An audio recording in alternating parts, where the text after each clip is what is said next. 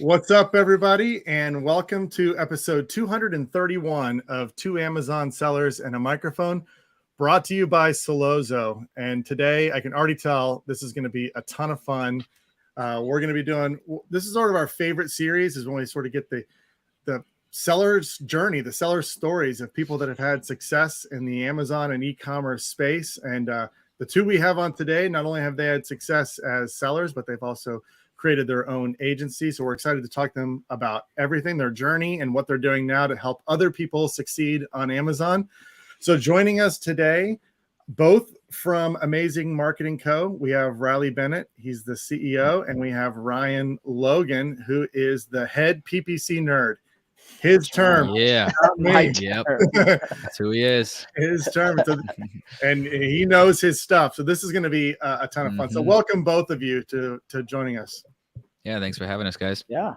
Absolutely. We are fun. These are always our best. When we've done over 200 podcast episodes, we've talked to a bunch of service providers. We've talked to other sellers, and our feedback is always, we love it when we hear stories of people who've done this, who've been in this space for a while. What were their bad experiences? Where did they fail? Where did they succeed? I feel like that's so much valuable, or it is so valuable to other people who are maybe just starting their journey or in the middle part. Just knowing that, others have succeeded as well is super valuable in what they've done. So we love these, and we're excited to have you both on. And I think awesome. I'd love to start with just the background. And Riley, we can start with you. To take it away. What were you doing before? How did you get into this space? And I was corporate sales, door to door, for Comcast. That was my college summer hustle. Ryan also was a door to door guy, so sales background. All right, start with that. Long story short, came to an e-commerce conference out here in Thailand. That was 7 years ago, 2014. Got into Amazon FBA that time, amazing selling machine, private labeling, the whole thing. Started making some money, or I'm like, oh shit, we can stay here. And basically just ended up staying. And that was 7 years ago. I've been based in this part of the world ever since.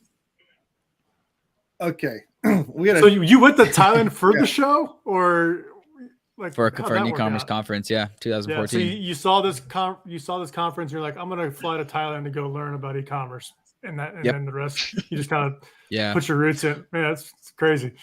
Well, how we found out about that is my best friend, and we started our Amazon business together, Parker. He did a semester abroad in Thailand, and I came out to visit him with 2 other friends just for 2 weeks. First time leaving the country.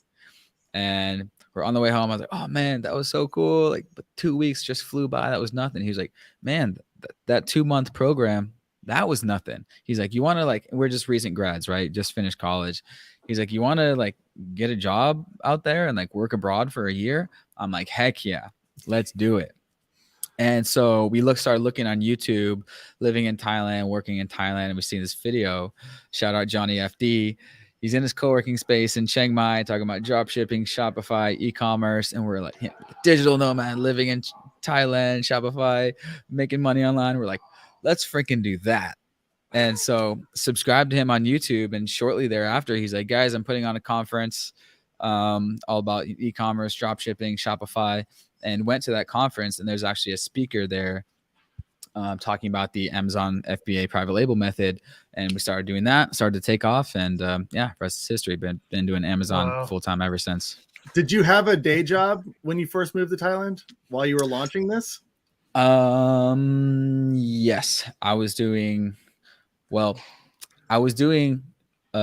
door-to-door sales corporate for Comcast. So you can call that an afternoon, evening job. But yeah, was doing that, and just, we bought the tickets to this conference 6 months in advance. We're like, when that comes, I'm leaving my job and we're jumping with both feet in, save up some money. We're going to go there, and definitely we're going to figure out this e-commerce thing. That's amazing. You almost did it reverse. I mean, everyone usually works their side hustle forever until they get into a place where they can become a digital nomad. You just jumped in. Yeah. There's different ways of doing it. And we were like, hey, we're just going to jump in. What do you like most about living over in Thailand? Well, it started with just the community. Like we went there. It's about 100 people. Everyone's in the same boat. Everyone's, trying to make their online thing work. Everyone's doing e-commerce. We met some of our best friends there who are still like some of our best friends today.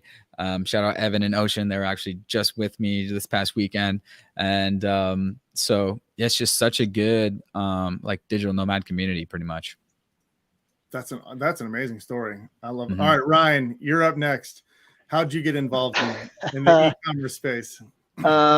So I had always wanted to do something online when I very first heard about it, because I had done, as Roddy kind of said, I was a door-to-door guy too. So I was I don't know if you guys know who like Vivint is, right? Like the home security, the orange signs. Anyways, I was one of those guys. They're walking around the orange shirts and you're like, did they just escape from prison? Like that was us, right? And so I had done that for several different summers. I liked the idea that I didn't have to put my face forward to sell something, right? That something could work overnight. And so it always appealed to me. And, but I never really taken the steps towards any type of real entrepreneurship until I got married and we got pregnant with our first kid. And for some reason, it put a fire under me that I had never felt before. And so then I started doing it. Me and a buddy got involved. Kind of actually same thing that Roddy kind of mentioned. He mentioned Amazing Selling Machine, right? That was how we saw that. We bought it. We started using it. Got a lot of people in, yeah. Yeah. And we even did, I don't know if you guys ever knew like Ben Cummings, like we utilized his program. And he had some really unique, at the time, super unique launch strategies that, like, in my opinion, are still pretty relevant today if you can utilize those tools. Anyways, all that stuff, and it put us kind of ahead of the curve pretty strong there. The problem was that my very first product was a little tiny flashlight that I didn't know. It was white label Dreamer, nothing unique about it. I didn't understand. And I was selling these things hand over fist. I did such a good job at like the marketing side of it, like the PPC. I ranked it up and everything. And even when it came down to total profits, I was making 17 cents per flashlight. And that was at scale. I couldn't scale it anymore. I couldn't get it for a better price. I couldn't do anything. And it was absolutely devastating to me, all this hard work that I had done, right?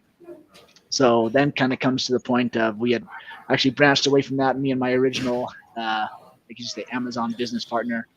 And we then invested into another company, and that one I won't mention. It's still kind of in the process right now. We ran into some FDA issues that are still trying to be fixed. But in the meantime, I was like, well, I sure missed that Amazon PPC stuff. And I started doing Upwork. And that's when Riley actually found, well, I guess I found Riley. I was just looking for any type of gig just because I missed it. And I didn't know that I was an expert. I don't know how to say that, but like, you don't be like, oh, I'm the expert. It's like, I knew it was interesting to me. And Riley actually asked me at one point, he's like, we should start an agency. And I was like, I don't think so. And he's like, dude, you're good at this. I was like, I don't think so. He's like, have you ever tried to hire anyone on Upwork? And I said, no, like I always just did it myself. He's like, go and hire somebody to actually help you on one of these campaigns, or pretty much on his account, right? So I was like, okay. So I went through the interview process, hired somebody who was an expert. I had put myself as like intermediate on Upwork. Being like, oh yeah, I'm intermediate at this for sure. And I think within a week I had fired the guy, and I was like, what the heck are you doing on my campaigns? Like you messed everything up. Like, what are you doing? He's like, oh, well, I'm doing this. I was like, who taught you how to do that? He's like, well, according to, this expert on YouTube. And I was like, well, that expert on YouTube clearly has never had a real product. Like, what are you doing? Anyways, huge argument. The guy got fired, and I found out it was easier for me to train somebody what I believe is the right way to rank products on Amazon, and rather than just trust some sort of expert, right? So anyways. So is PPC always something that you like gravitated to? Was like just the numbers and analytical side? Yeah, yes. I didn't even know like that was a side of me that really thrived until I did it. It's not one of those things that you're like, oh yeah, I'm really good looking. I'm really good looking. I talk too fast, right? But like I was really good at just reviewing numbers and being like, oh, how about we test out this? Like a lot of times if I make any type of adjustment, even manual, I tend to like keep track of any slight change that I make. I keep track of it, and I look back on it. How does it do? I tell people all the time, it's not rocket science. Sometimes it just takes an OCD mind a little bit, So how long have you guys been together? Right. Like 3.5 years. I was gonna say it was like 3.5 years. So you guys came up with the idea of creating this agency. You launched it. Now you're helping clients all over the world with their. Is it Amazon focus? This would be a good time for Riley. You can take over and just talk about the services your agency provides to your clients. Yeah, we're Amazon agency, Amazon only, and so the heart and soul of that is Amazon ads, but also all the other bells and whistles to treat brands as if it were ours and partner with them and do all the best practices and grow sales, improve ads. And so, just full blown Amazon agency. Yeah. What are some things you're seeing on if a client comes to you and do an audit on their account, what are some common mistakes you're seeing sellers make, whether it be on the listing, the title, the product knowledge? What are some things that you're you're always same problem every time? Yeah. Ryan, you want to take that on the PPC side? Yeah. What are the problems that we're seeing every time? Whether it be structure, different match types and stuff like that. A lot of times, I'd say kind of structure is a consistent thing. But a lot of time that's because we have a lot of people who will come to us and they'll be like, these are the campaigns I created. There's the campaigns that this one freelancer created, and this is the one that we tried through that software. And I'm like, well, they're all doing the same thing. They're all still turned on. And so they're all, I know that Amazon says, oh, keywords don't compete against each other. And it's anyone who's been on Amazon long enough to know, it's they kind of do, right? There's a waterfall effect there for sure. And I was like, so where's the data points? And so it takes me forever to find the data, right? Because some of it's spread out in this campaign and that campaign. And even though this one campaign says, hey, that you're having a 32% ACoS, you combine all the keywords together and you're like, actually, you're sitting at a 92. And they're like, whoa, how did you find that? Well, you have to look at all the campaigns. You spread out the data. And so I would almost say that's the consistent thing that I see is that they just don't know how to review the data right. It's something so simple, inputs and outputs. That's all that it is. And so you just find the right data and push the right buttons. And that's consistently something that I do see. Are you both still selling now? Riley, do you still sell on Amazon? And Ryan, are you still selling as well? Yep. Awesome. Yeah, that's important. Keeps you in the game, even though you're managing for others. The fact that you're managing them the way that you would manage your brands, because like Ryan, you mentioned you're so detailed, and I think this is true for a lot of people because there is a natural progression, especially for sellers who, I guess, like the four of us. I mean, we all started probably around the same time, 2014, 2015 is when we started. When you're in the trenches and it's your money, and it's your pride of your product, you spend an enormous amount of time just testing, tweaking, all these things where you don't even realize it. And Ryan, you mentioned it, that you don't even realize that you've become an expert.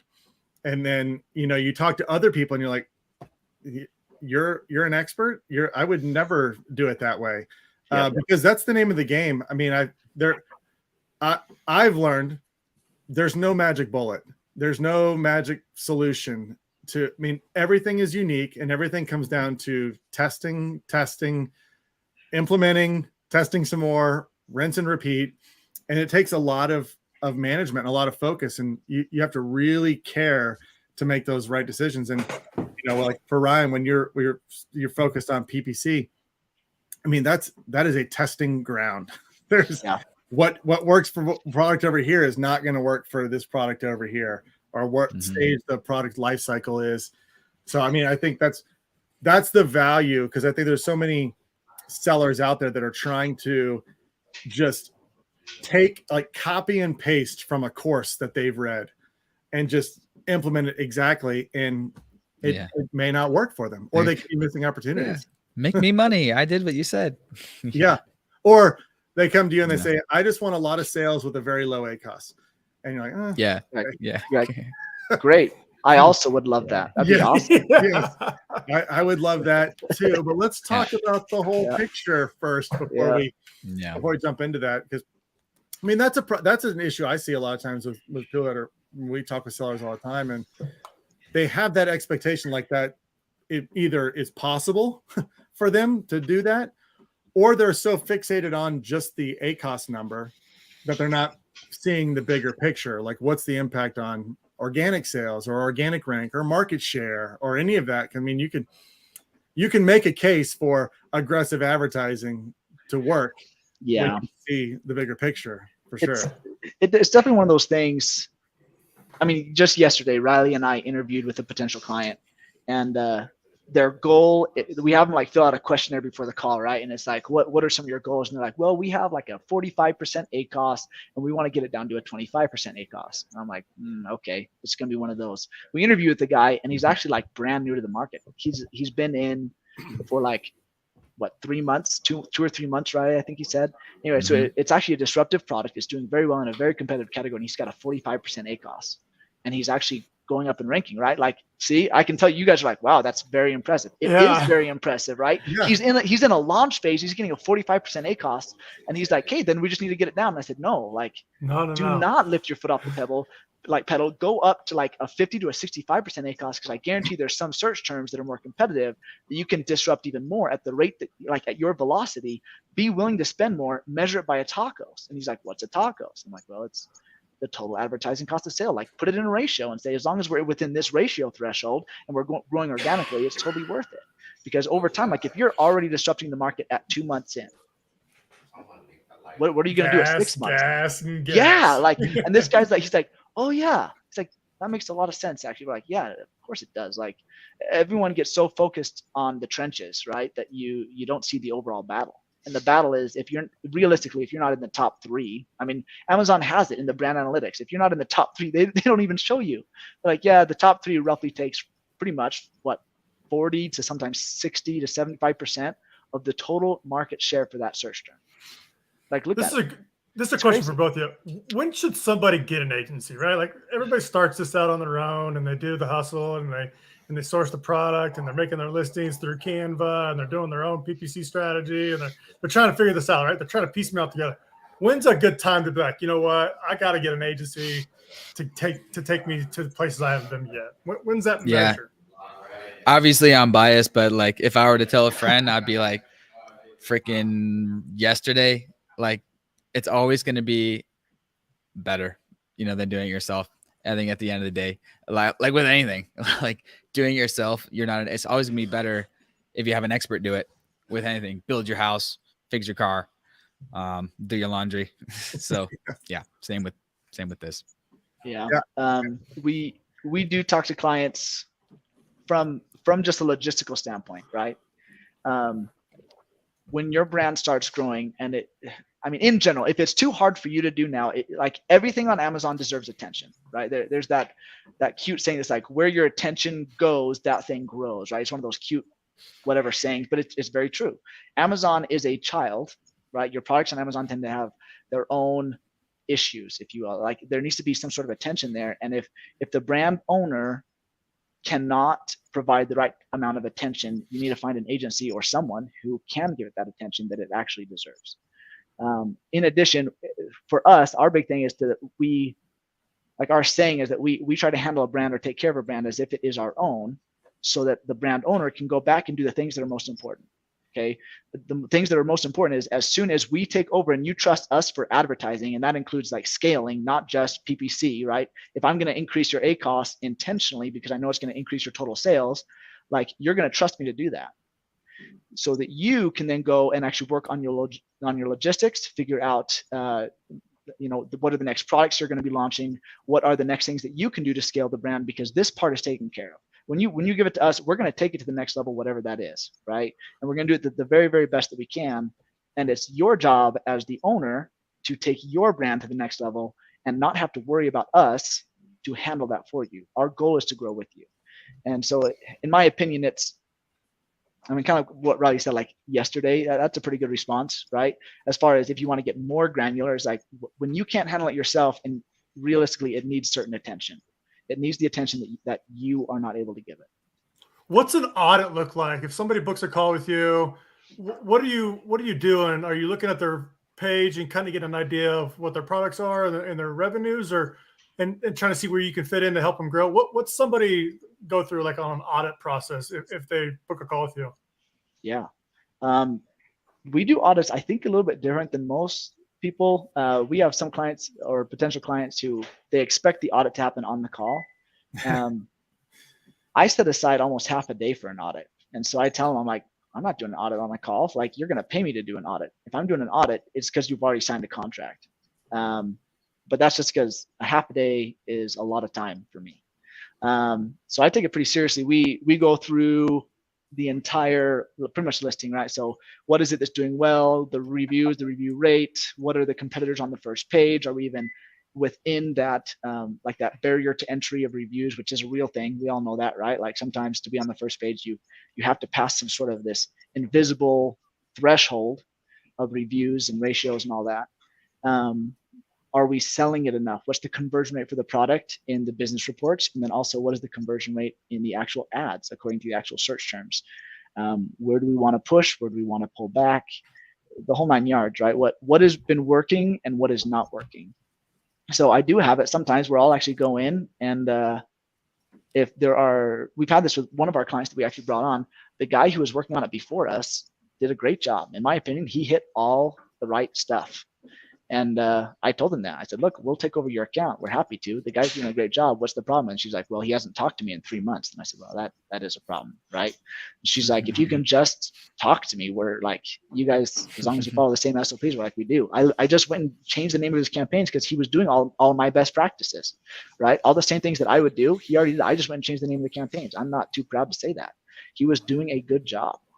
And the only thing that we did differently is we created alpha campaigns to assist with the Amazon Choice Badge. We know that if you get an Amazon Choice Badge, right, especially in a high-ranking search term, all of a sudden, it's almost like Amazon gives you negotiation power actually for cost per click and a couple other things. You're really at the top of the market share for that search term. Something changes. Perceptions change on Amazon too. So anyways, that was really it. And I feel like we actually didn't do a lot. And all of a sudden, it's like she said that she's like, you guys are the best agency we've ever worked with. I was like, realistically, like the other guy did all the heavy lifting. We just created 24.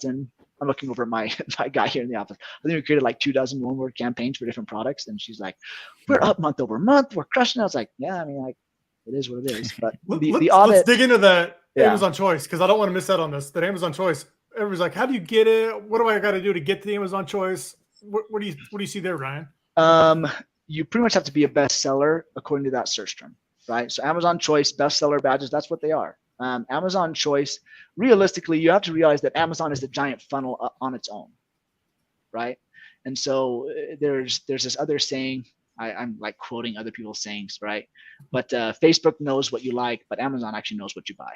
Okay.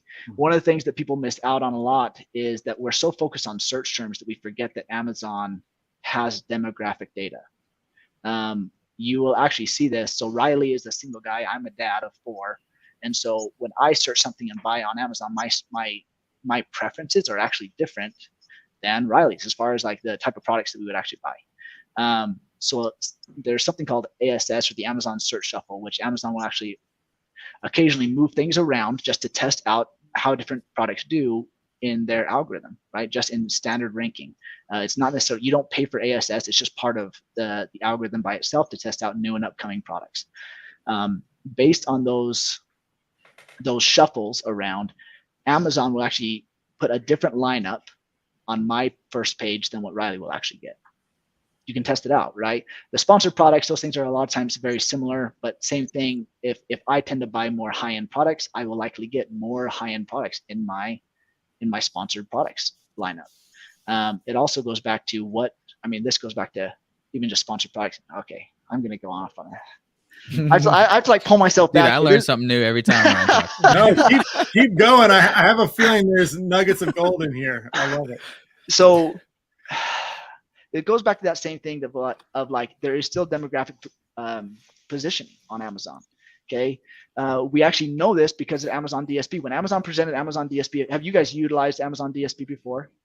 We haven't from seen the personal insides. brands, No. Okay, you can go into the data. Like, this is crazy. So if you have an email list of 20,000 plus, you can actually go to Amazon as far as DSP and you can give it to them. And basically you say, what are, and this is what we do with our clients. If they have 20,000 emails, we take and we immediately give it to Amazon and say, of all of these emails, how many of them link up with current customer emails, like people who are already purchasing on Amazon? And they go, oh, of the 20,000, 11,000 are customer emails of actually account owners on Amazon. We say, great, give us their demographic information, and we retarget those off of Amazon on the other sister sites. We actually have a pool of data, and then we can actually like cluster data, right? And so it's incredible as far as that goes. Going back to bids on Amazon, the reason why in my opinion, a lot of people forget this aspect on Amazon is the fact that we get so caught up on the search terms that we forget that there's someone searching that term, right? Someone who has interest, someone who has that. So, I mean, even if you go on the placement bids and the different bid strategies on Amazon and the PPC, we have dynamic down, dynamic up and down, and fixed bids, right? What is dynamic down? Well, dynamic down says that if your product being advertised is less likely to convert to a sale than one of your competitors, Amazon can lower your bid by up to, you guys know how much? Up to 100%. They can technically make your bid zero if they feel that your product is less likely to convert, which means that at any time, the sponsored product ratio, like you can actually move up and down depending on whatever Amazon believes that your likelihood of a conversion actually is. What that means for me is that if I am an Amazon choice, so this goes back to Amazon choice, basically what that means is that if you imagine this huge funnel, there are products that convert at the very like bottom part of the funnel, and like this is their demographic. Okay, we see that all the time. It's like a higher price product. Somehow they're like, yeah, I get a 30% ACoS. And you're like, how on earth do you do that? And it was because they're zoned into this. They only get these bids. How do they do that if everyone else is also bidding for those same search terms? It's demographics, right? Larger part of the funnel for a broad part. The reason that best sellers exist in Amazon choice badges is that basically Amazon says, okay, of anyone who's at the top part of this funnel for a broad market, lower price, better reviews, whatever that, algorithm is that produces that, if they're a best seller and they have the Amazon choice, what that means is that they are the best performing on a broad function or a broad category, broad demographic, right? So pretty much it means that it doesn't matter if you, me, Riley, whoever, anyone can actually put in a search term for that and we pop up and we are more likely to get it. So the reason why they can tend to negotiate better is because of these dynamic down and dynamic up and down bids, right? If I have the Amazon's choice badge and you guys don't, and my conversion rate is 13% and your guys is 12%, whatever, I'm bidding $1.36. You guys are bidding $2.72. If I'm bidding $1.36 and you guys are dynamic down, technically, if I am more likely to convert to a sale, Amazon can, in theory and in concept, lower your bid to 1 cent below mine. I now have what's called bidding power. And you guys don't. So go fixed bid. That it's an option, right? The problem is that like what does that actually mean? It means that you're no matter what, you're always going to bid that. And there's different strategies, right? You can we try that. We try fixed bid, we try dynamic up and down, we try dynamic down, we try them all. And there are some people who come with us that fixed bid does work the best.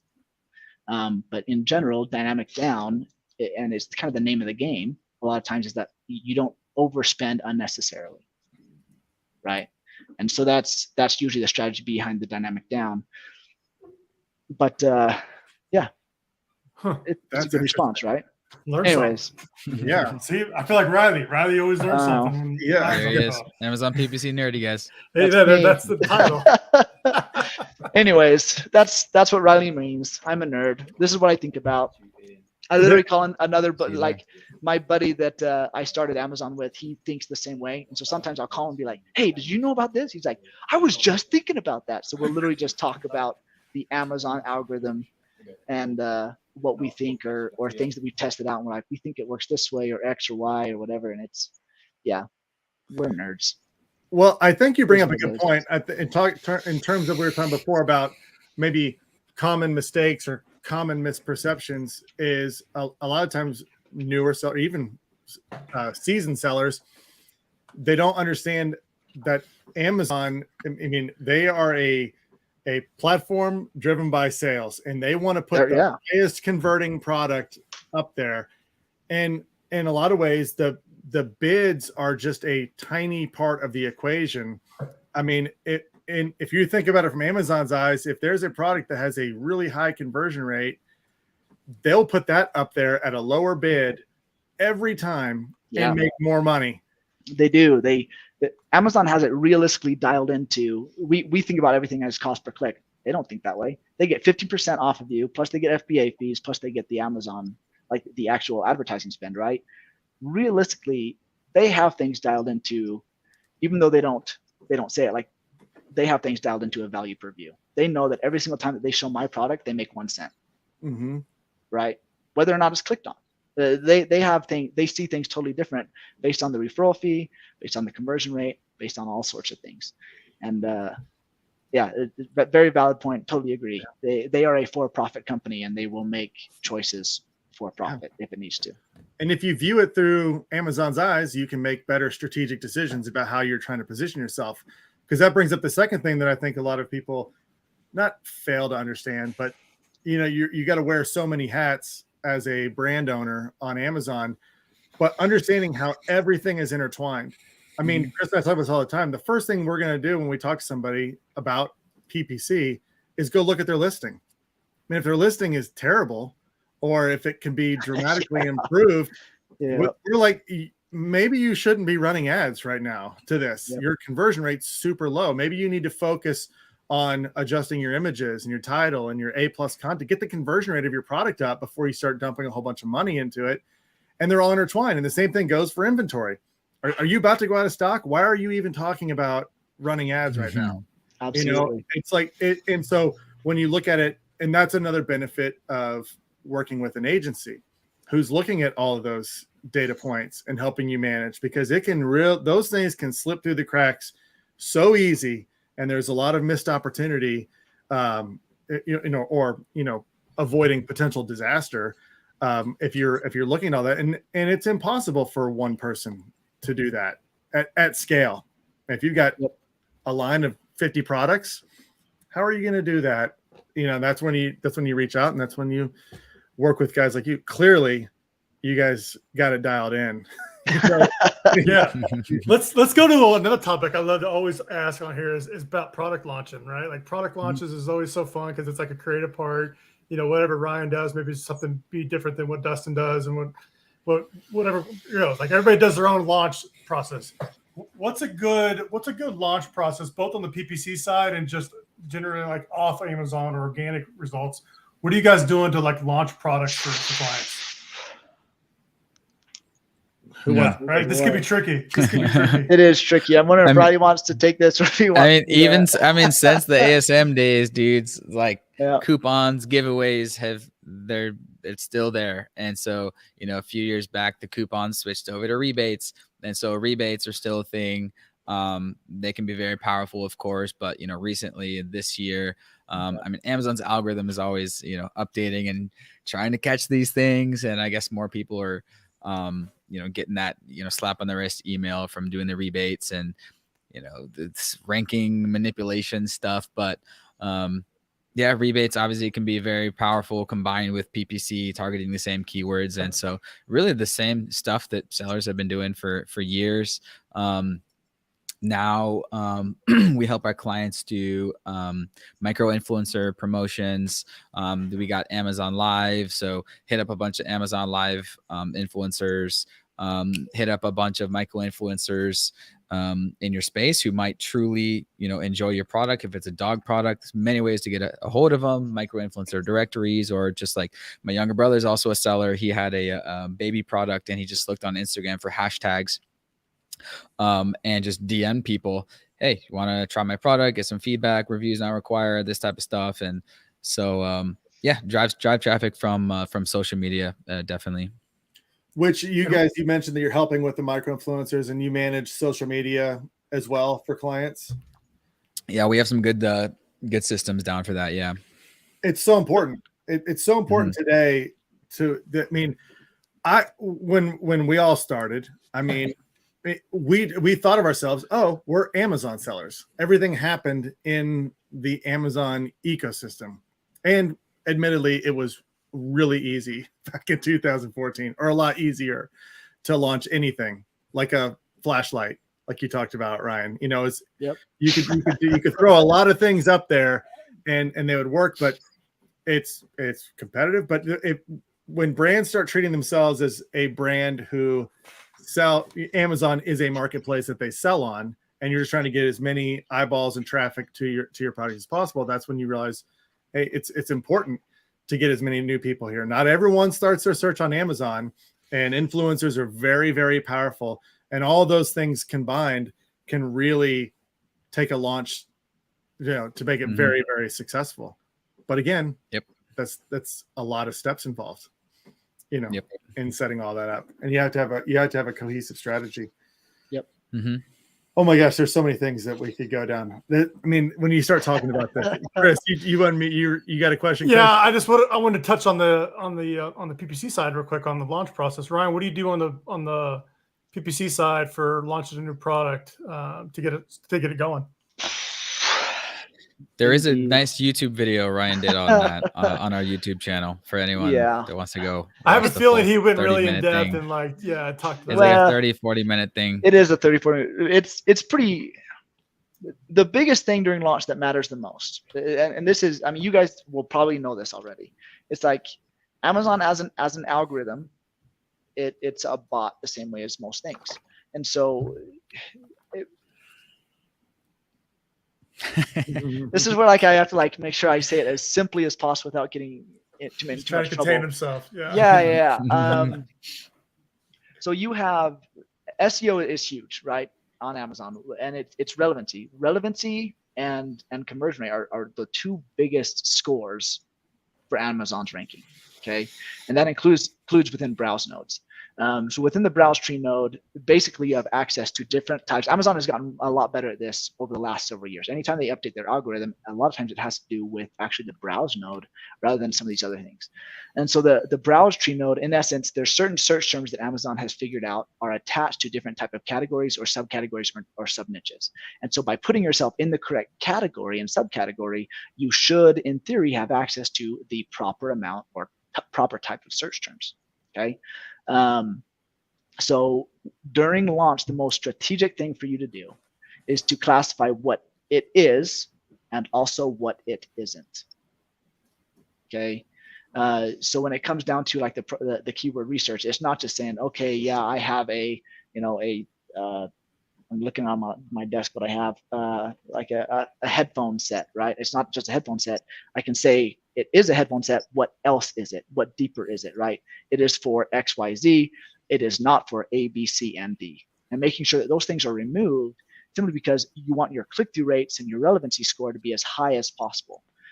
You want Amazon to attribute you saying, okay, this is relevant, this is relevant, this is relevant, this is relevant, this is relevant, even if conversions don't occur at first. And the reason for that, if you guys ever look at the data, you can actually rank a product based on clicks alone. You can't rank it on first page, but you sure can climb the ranks of page 5 and 6 to page 2. And part of that is because not everyone who sells a product is making a sale every single day. We see it all the time, right? They're like, oh yeah, I have a product. I make a sale once every 2 days. Yeah, it's because your product sucks, to be honest, and you don't know how to rank it. But just on clicks alone, you can actually increase the ranking based on relevancy score. Then comes in conversion rate, right? For the people who are buying it. So anyways, as far as ranking strategies, that's in essence what it is. You can do it your own way. You can do it the funnel way, right? Which actually Solozo has a decent funnel system. I've looked into you guys. I've talked to Dustin before. We've had a long conversation. I utilized your guys' algorithm for a little while as well. I won't go into that here. But anyways, the funnel system is like you start out with an auto campaign, you find out what good click-through rates are, what good conversion rates are, and you move them down into a funnel. Very, very simple, right? That's the concept of what to do. As far as a launch, if you put a lot of heavy work into the front and find out what it is and what it isn't, you can help the algorithm along, right? And so that's the main thing as far as what we do. We do basically one of the two strategies depending on really what the client feels comfortable with and what we feel is going to be best. Are we going to do just the standard funnel of start an auto campaign and move your way down, or do we start actually reversed? And we say, actually, we already know that these 10 search terms or 5 search terms are going to be the most hyper relevant that you can possibly find with this, and we only hit those during launch. We don't hit anything else. We just want to give it as much of an algorithm push as we possibly can. And part of that is because during launch, like that honeymoon phase is huge. It's absolutely huge. That realistically, the only way that cash when you launch a product on Amazon, a lot of people assume that they're like, okay, like what does the honeymoon phase mean? It means that you have no negative marks against you and you have no positive marks against you. That's what people assume, right? That's not necessarily true. The only way that an algorithm can be unbiased is if there is an average conversion rate, an average click-through rate for the category, and when you launch, until proven wrong, you launch with that average. So the very first thing that you want to do in launch is just hit those things to show Amazon you're above average and you'll rank. It's not rocket science, but this is one of the problems that, like, I do see this consistently with people. They come and they hire us and they're like, yeah, our product has been live on Amazon for 3 months. We're not getting any clicks. We're not getting, well, that sucks. Like, you've literally proven out Amazon's algorithm right. They now know or believe that you are less relevant than the average. Right. So anyways. How do you change that? If that's the case, do you just start cleaning everything up and just start laser focusing on the main keywords where they convert the best? Try to get that conversion rate up, the unit session percentage up on that product. And another cute thing on Amazon is that your listing has to do the heavy lifting, and that is totally true. And so usually we go to the listing first. And we're like, hey, we've got to change your price. Realistically, changing something on your listing, graphics wise and even keyword wise is actually a good thing. Amazon has kind of let slip through other things that they allow, kind of a, not necessarily a real honeymoon phase, but kind of a mini one, especially if you do brand, what do they call it? The brand split tests. What do they call it? The brand experiments. They've let slip, and they say this: you will not receive a decrease in impressions based on those experiments. So what's the only way that they can do that? Manipulate the ranking. So that's why I tell brands, I'm like, when was the last time you used that? And they're like, we didn't even know that existed. Oh yeah, then use it. Because basically the only way for them to show a real split test is to get accurate data. And they can't do that if it's a huge landslide of just impressions. This one is the only one getting impressions, the other one's not. They have to actually use the ASS, the Amazon Search Shuffle, to manipulate those impressions. So it's kind of those things like, yeah, absolutely use those brand experiments any chance you can get. But in addition, anytime you change something on the listing, Amazon gives you a little bit of a reprieve and say, okay, you've changed something. Let's see if you convert better now. It's never as good as the original honeymoon period, but maybe you get at most a week out of it. A lot of people say the honeymoon phase is a period of time. I don't agree with that. I think it's a period of data. After a certain amount of data, they believe that, okay, the data's in, you're now less relevant or more relevant than you previously were, etc. So we've talked about this before, Chris and I, about the managed experiments. Just curiosity wise, if you ran those, is that a way to actually, get indexed or ranked for more words? Because you can use more space if you're running an experiment with the title and you have the word in this one and not in this one. Now, are you able to give Amazon a chance to get you data or ranking boost for certain keywords that you couldn't before because you were limited in character space? That's a good question. I've never actually thought about that. Just for the indexing purposes, what would that do? Because it's like, as soon as you are eligible for managing experiments, I mean, theoretically, you've got double the space. You've got double the space. Title. Double the potential SEO if you want to manipulate that. So our thought process was, that's interesting. Why wouldn't we just constantly be running experiments? Title experiments. Just keep there's a limit or something. Yeah. The crazy thing is, back in the day, right? Really realistically, like what, 2 years ago, before Amazon started really getting like hammering down on changing your title, right? Mm-hmm. How often would you guys go in and swap out one of the keywords in your title? Dude, I was doing it every 3 months. Every 3 months, I'm like, oh, I'm ranked. Okay, swap it out for another one. And in some of them, like supplement categories, they really kind of hammer on it a lot. Anytime that you change this is the crazy thing. In supplements, I don't know how well you guys are up to date on this, but we have several supplement clients. And anytime you change anything on the listing, the bot goes through and scrubs it for violations. So it's messy now. Ever since about November, they have been really messing with you. You have to be very careful about updating any images, any A+ content, even in titles or bullet points, because it immediately goes through a scrub of the bot. And if the bot flags anything, it gets put under manual review, which means that it's just messy. Supplements always have been messy, but it's even more messy now. But I actually I didn't even think about it as far as that goes, like utilizing, it's almost like having 2 titles. It's having 2 titles. I was like, I don't know. What I don't know about is I don't know if Amazon uses that for ranking, or I like what you said about that you clarified ranking versus indexing, right? You said, what if you're indexing for that keyword? I don't think it will manipulate the ranking aspect, but I think you might be on something with that. With that indexing. That's free tip. clever. Free tip. Test it out and let us know how it goes. I mean, we use something similar to that. We had a client one time who he was selling products to a marijuana demographic. So it wasn't a marijuana product, but it was something like that. He couldn't put any type of marijuana in his listing, et cetera. So there's multiple ways to build your SEO, right? You can't put that in your title. You can't be like marijuana. Even MJ, I think, is like flagged on Amazon. Like they know all those words, right? And so we had to come up with a different strategy. We had it in a category that we could cross promote, and we had to bill it over PPC, because you can technically over time, if you get enough impressions, like even though you're like super far indexed low or it's not in your subcategory, if you put enough PPC towards it and you start getting impressions, Amazon will trickle impressions to you even if you're not relevant for it. If you're spending high enough, right? You'll get some trickle impressions a lot of times. And if those impressions turn into clicks, Amazon goes, oh, I guess maybe this is relevant. So you can actually rank something indexing on PPC. It's a lot harder. It takes a lot more time. Going back to what you're saying about the magic experience, I never would have thought to even try that out. Well done, you clever guys. That's awesome. Oh man, there's always a way to try to figure things out. But you have to This is why this space is fun, though, right? Like this is like the game. Like marketing hacks. I hate the word hack, but it is like marketing techniques and figuring out other things to do that other people aren't doing. Yeah. Exactly. That's where the opportunity is what is somebody else not doing? Then you could make a material gain. And oh man, I feel like we could talk about this forever. Like I said, it's so fun. We're going to get you guys back on. We have to. We'll get you guys back on. We'll pick a specific topic and then go way down the rabbit hole on it. But I know a lot of people are listening right now. They can hear the enthusiasm that you guys have, how much you clearly care about what you're doing.